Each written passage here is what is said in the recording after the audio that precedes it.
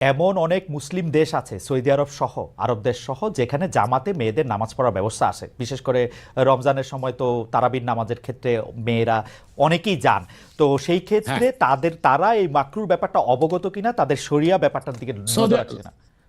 আপনি হয়তো বা ভুলে গেছেন আমার উত্তরটা। হানাফি মাযহাব মতে মাকরু। আমরা যেহেতু মাযহাব হানাফি মানি, এই জন্য মাকরু। কিন্তু সৌদি আরবে হানাফি মাযহাব না, হাম্বলি মাযহাব, সেখানে মাকরু না।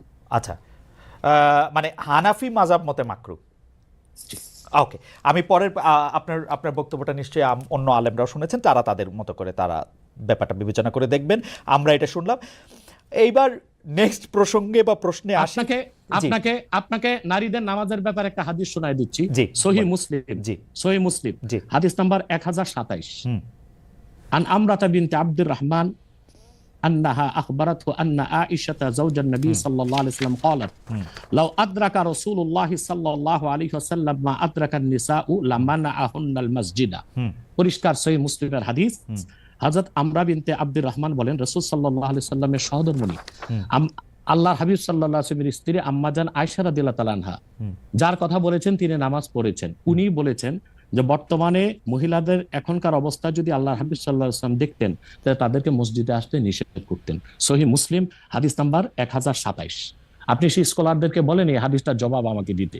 ওকে, তার মানে আমি শেষ করি। তার মানে হচ্ছে মহিলাদেরকে মাকরু বলার দ্বারা হানাফি মাযহাবে যে নিষেধ করা হয়েছে, কঠিন নিষেধ না, মানে নিরুৎসাহিত করা হয়েছে। ওকে, ঠিক আছে, এটা নিশ্চয়ই এটা নিরুৎসাহিত করা হয়েছে, এটা আপনি বলছেন, নিশ্চয়ই এটা একটা প্রণিধানযোগ্য। আমি দলিল দিয়েছি। আমি এই বিষয়ে আর আপনার সাথে পরবর্তী প্রসঙ্গে আসি। সেটা হচ্ছে যে আমরা মানে আপনি এখানে আসবেন, অনেকে অনেক ধরনের মন্তব্য করেন, প্রশ্ন করেন, অনেকের মধ্যে অনেক ধরনের উৎসাহ আছে, অনেক ধরনের জানার বিষয়ও আছে। সেই জন্য আপনি যেটাকে বলছে হচ্ছে যে আপনাকে বলা হচ্ছে যে একজন পেশাদার বক্তা, যখন যেহেতু আপনি বক্তৃতা দিয়ে টাকা নিয়ে থাকেন, এইটা আপনি ঘন্টায় কত টাকা নেন সেটা নিয়েও মানুষের মধ্যে উৎসাহ আছে। এই ধরনের বিষয় নিয়ে আপনি কি বলবেন? কেউ কেউ আবার বলে থাকেন আপনি যে বক্তৃতা দেন সেটা দিয়ে একটা নির্দিষ্ট অঙ্কের টাকা নেওয়াটাও আসলে ঠিক হচ্ছে কিনা, সেটা নিয়ে অনেকে প্রশ্ন। অনেকে, গোস্তাকি মাফ করবেন, অনেকে আপনাকে হেলিকপ্টার হুজুর বলেন, কারণ আপনি বিভিন্ন জায়গায় হেলিকপ্টারে যেতে পছন্দ করেন। এই ধরনের নিউজ, এই ধরনের আলোচনা আপনি আসলে কিভাবে নিয়ে থাকেন? দেখেন, আপনি একজন স্বনামধন্য সাংবাদিক এবং আপনি সাংবাদিকতার মাধ্যমে বাংলাদেশের অনেক উপকার করেছেন। কিন্তু কোন হিংসুক বা নিন্দুক যদি বলে খালেদ মহিউদ্দিন একজন বাচালি করে টাকা কামাই করে, এটাকে আপনি মানবেন? মানবো। আমি বক্তা না, আমি হচ্ছে দায়ী আল্লাহ। আমি আপনি ঠোঁটে চেয়ে খান, কিন্তু আমি মেধা দিয়ে সেবা করি মানুষকে। আমি বক্তা নই। আমার পরিচয় হচ্ছে, দেখুন আমাদের একটা ইতিহাস আছে, আমি পেশাদার কোনো বক্তা নই। আমি হচ্ছে দায়ী আল্লাহ, আল্লাহর দিনের দাওয়াত মানুষের কাছে পৌঁছে দিই। এখন আসে টাকার বিষয়। বাংলাদেশে কেউ কোনোদিন দেখাতে পারবে না আমি আমার নিজের জন্য কোনো টাকা চেয়ে নেই। যদি আমি কোনো প্রোগ্রামে কন্ট্যাক্ট করে টাকা নিতাম তো সর্বনিম্ন 3 লাখ টাকা রেট রাখতাম। কিন্তু কখনো কখনো আমাকে তারা খুশি হয়ে যাবে সেটা আমি নিয়ে থাকি। দ্বিতীয় হচ্ছে হেলিকপ্টার প্রসঙ্গ। এটা হচ্ছে আমার অত্যন্ত প্রয়োজন। হেলিকপ্টারটা আমার চেয়ে বেশি বাংলাদেশে শেখ হাসিনাও ব্যবহার করেন, এটা আমি অহংকার করে বলছি না, আল্লাহ তাআলার শুকরিয়া আদায় করছি। এবং বাংলাদেশে অনেক বক্তা বা স্কলার এক সময় আমার বিরোধিতা করেছে, আমি হেলিকপ্টার কেন চলি, হেলিকপ্টারে কেন যাই। বাংলাদেশে 2014 সাল থেকে ব্যাপকভাবে আমি হেলিকপ্টারে যাচ্ছি। এখন অনেক বক্তা, স্কলার বা স্ক্রু ড্রাইভার যাই বলেন, তারা হেলিকপ্টার ব্যবহার করছে। এখন আর সমস্যা হচ্ছে না, আমারটাই আর কি সমস্যা ছিল। হেলিকপ্টারটা কেন ব্যবহার করি, আপনাকে একটা সহজ উদাহরণ দিচ্ছি। গত পরশুদিন আমার একটা প্রোগ্রাম ছিল মেঘনাতে, দিনে বাদে জোহর, আর রাতে আমার প্রোগ্রাম ছিল রংপুর হারাগাছ, সেটা মিডিয়াতে ব্যাপক প্রচার হয়েছে। পরের দিন আমার প্রোগ্রাম ছিল কালকে লোহাগাড়া, এই চট্টগ্রাম সাতকানিয়ায়। এখন আমি হেলিকপ্টার ব্যবহার না করে দিন ও রাতে 3টা প্রোগ্রাম করা কি আদৌ সম্ভব? না, সম্ভব না। যেখানে আমার বাড়ি আব্বাসী মঞ্জিল থেকে চিটাগাং রোড যেতে 1.5 ঘন্টা লাগে। তা আমি কিভাবে মেঘনার প্রোগ্রামটা দিনে করে রাতে হারাগাছ করে পরের দিন চট্টগ্রাম যাই? আমাকে এটা অনিবার্য কারণে হেলিকপ্টার ব্যবহার করতে হচ্ছে, এবং সেটা জনগণই দেখে। এর জন্য তো আমাকে হেলিকপ্টার হুজুর বলতে পারে না। এখন যে হুজুর নৌকায় চড়ে মাহফিল করতে যায় তাকে কি নৌকা হুজুর বলবেন? বা যিনি প্রাইভেট কারে প্রোগ্রাম করতে যায় তাকে কি বলবেন ট্যাক্সি হুজুর? এগুলো হচ্ছে আমি গাড়িও ব্যবহার করি যখন যেটা লাগে। আমি এখন আমি আমি আমি আমি এখন প্যারাড ইউজ করতেছি, এটা 3 কোটি টাকা। জি। আমি ভিএট ইউজ করি 8 কোটি টাকা। রাইট। আমি হেলিকপ্টার ইউজ করি, এটা 14 কোটি টাকা। এখনো আমি নৌকাতেও যাই, যেখানে যেভাবে আমার সুবিধা তখন সেভাবে সেখানে আমি না, উপস্থিত সেটা হই। ঠিকই আছে।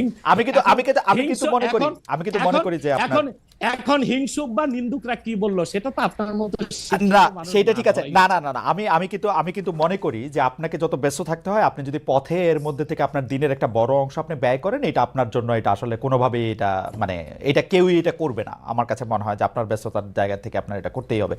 কিন্তু আমার যে প্রশ্ন ছিল যে আপনি এর জন্য নিজেকে একজন প্রফেশনাল স্পিকার মনে করেন কিনা, আপনি মনে করেন কিনা যে আপনি যে বিভিন্ন জায়গায় বক্তৃতা দিতে যাচ্ছেন এবং আপনার যে একটা অসম্ভব চাহিদা বিভিন্ন জায়গায়, আজকে এখানে কালকে সেখানে সেখানে, সেইটা আপনার আয়ের একটা বড় উৎস কিনা? দেখুন, এটা ছাড়া আমার আয়ের ব্যবস্থা ছিল। আমাদের যে বাংলাদেশে আমাদের যে আধ্যাত্মিক ঘরানার আমরা সন্তান, আপনি জানেন আমাদের বংশের মুরব্বী শাহ কারামত আলী জৌনপুর রহমতুল্লাহ, তাকে বলা হয় বাংলাদেশের আধ্যাত্মিক জনক। 2 নেশন থিওরির ভিত্তিতে দেশ স্বাধীন হয়েছে এবং ডব্লিউ হান্টার তার বইতে উল্লেখ করেছে, এনসাইক্লোপিডিয়া অফ ব্রিটানিকাতে এসেছে, ইসলামিক ফাউন্ডেশন বিশ্বকোষে এসেছে, কারামত আলী জৌনপুর রহমতুল্লাহর হাতে 2 কোটি লোক মুসলমান হয়েছে। ওনার কারণেই পরবর্তীতে দেশটা স্বাধীন হয়েছে। উনি ইন্তেকাল করেছেন 154 বছর আগে। আমি ওনার সিলসিলায়, ওনার বংশের আমরা জৌনপুরি পীর সাহেব বলে খ্যাত। আমি যদি অন্য পীরদের মতো আব্বাসী মঞ্জিলে বসে পিরি মুরিদি করে যেতাম, তাহলে আমার কোটি কোটি টাকা বছরে আসতো। মূলত আমার হচ্ছে দিনের দাওয়াত দেওয়াটাই আমার মূল কাজ। তারপর জনগণ যেটা খুশি হয়ে আমাকে সম্মান করে, সেটা আমার জন্য যথেষ্ট। আপনি কি আব্বাসী, এটা আমার পেশা নয়, এটা নেশা। আপনি কি আব্বাসী মঞ্জিলে আর এখন বসেন না, মানে ওই সিলসিলাকে আপনি? বসি, কিন্তু মূল হাইলাইটস করা হচ্ছে দাওয়াতের কাজকে। আমি দাওয়াতি কাজে ব্যস্ত থাকি। আপনার মূল, আপনি ইচ্ছা করলে হইতেই পারতেন, কারণ আমরা জৌনপুরের পীর সাহেবদের সম্পর্কে আমরা অবগত, তাদের অনেক ফলোয়ার আছে। আরেকটা কথা বলি আপনাকে, আরেকটা কথা বলি। আমি এখনো দিনরাত জেগে আমার ছাত্রদেরকে পড়াই। আমি বুখারী শরীফ প্রথম খণ্ড আমার ছাত্রদেরকে পড়াই। তো শুধু মাদ্রাসায় পড়িও আমি কয়েক লাখ টাকা কামাই করতে পারতাম, বই লেখক কামাই করতে পারতাম, কিন্তু আমি মনে করি তৃণমূল পর্যায়ে আল্লাহর কোরআনের দাওয়াত পৌঁছে দেওয়ার জন্য ওয়াজ মাহফিলের কোনো বিকল্প নেই। রাইট, সেই জন্য এটা আমার পেশা নয়, এটা আমার নেশা। এটা আপনার নেশা, কিন্তু আপনি অন্যগুলি যেগুলি আপনি অর্থকরী দিতে পারতেন সেগুলি তো আপনি নেন নাই। আপনি নিছেন হচ্ছে দিনের দাওয়াতের জায়গাটাকে, টাইমটাকে, সেই ওগুলো নিচ্ছি, ওগুলি আপনি ঠিক টাকার জন্য আপনি ব্যবহার করতেছেন না, আয়ের ব্যবস্থা নয়। রাইট, সেই জন্য আমরা আপনাকে একজন পেশাদার বা প্রফেশনাল রিলিজিয়াস স্পিকার এরকম বলতে পারি কিনা, সেইটাই ছিল আর কি আমাদের প্রশ্ন। না, পেশাদার বলতে পারি না। ওকে, আপনি আসছেন এখানে, আমরা দর্শকদের কাছে একটা প্রশ্ন করেছিলাম যে আগামী জাতীয় নির্বাচন ঘিরে বাংলাদেশে ইসলামপন্থী দলগুলোর মধ্যে ঐক্য প্রক্রিয়া সফল হবেন বলে মনে করেন কিনা দর্শকরা। শতকরা 56% দর্শক মনে করছেন হ্যাঁ, শতকরা 44% দর্শক মনে করছেন যে না, সেই ঐক্য প্রক্রিয়া সফল হবে না। 70,000 দর্শক ভোট দিয়েছেন। আমি একটু আবার জনাব আব্বাসীর কাছে ফিরি।